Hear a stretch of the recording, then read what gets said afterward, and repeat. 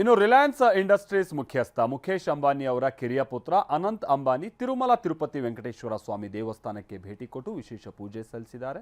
ಅನಂತ್ ದೇವರಿಗೆ ಮುಡಿ ಕೊಟ್ಟರು. ತಮ್ಮ ಸಂಸ್ಥೆ ವತಿಯಿಂದ 25 ಎಲೆಕ್ಟ್ರಿಕ್ ಬಸ್ಗಳನ್ನು ದೇವಸ್ಥಾನದ ಆಡಳಿತ ಮಂಡಳಿಗೆ ದೇಣಿಗೆಯಾಗಿ ಕೊಡೋದಾಗಿ ಘೋಷಿಸಿದ್ದಾರೆ ಕೂಡ.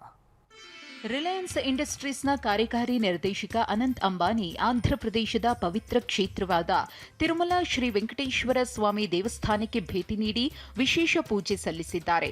ಸಂಪೂರ್ಣ ಸಾಂಪ್ರದಾಯಿಕ ಉಡುಪಿನಲ್ಲಿ ದೇವಸ್ಥಾನಕ್ಕೆ ಆಗಮಿಸಿದ ಅವರು ದೇವಸ್ಥಾನದ ಧಾರ್ಮಿಕ ವಿಧಿವಿಧಾನಗಳಲ್ಲಿ ಪಾಲ್ಗೊಂಡಿದ್ರು. ಅಲ್ಲದೆ ತಿಮ್ಮಪ್ಪನಿಗೆ ತಮ್ಮ ಮುಡಿ ನೀಡುವ ಮೂಲಕ ಹರಕೆ ತೀರಿಸಿದ್ದಾರೆ. ಅನಂತ್ ಅಂಬಾನಿ ಅವರನ್ನ ಟಿಟಿಡಿ ಅಧಿಕಾರಿಗಳು ಮತ್ತು ಅರ್ಚಕರು ಆತ್ಮೀಯವಾಗಿ ಸ್ವಾಗತಿಸಿದ್ರು.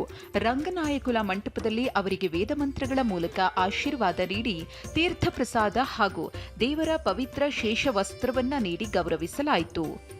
ಇದಕ್ಕೂ ಮುನ್ನ ಜೂನ್ 12ರಂದು ಅನಂತ್ ಅಂಬಾನಿಯವರು ತಮ್ಮ ತಂದೆ ಮುಖೇಶ್ ಅಂಬಾನಿ ಮತ್ತು ಪತ್ನಿ ರಾಧಿಕಾ ಮರ್ಚೆಂಟ್ ಅವರೊಂದಿಗೆ ತಿರುಮಲ ಶ್ರೀ ವೆಂಕಟೇಶ್ವರ ಸ್ವಾಮಿ ದೇವಸ್ಥಾನಕ್ಕೆ ಭೇಟಿ ನೀಡಿ ಜಂಟಿಯಾಗಿ ವಿಶೇಷ ಪ್ರಾರ್ಥನೆ ಸಲ್ಲಿಸಿದ್ರು.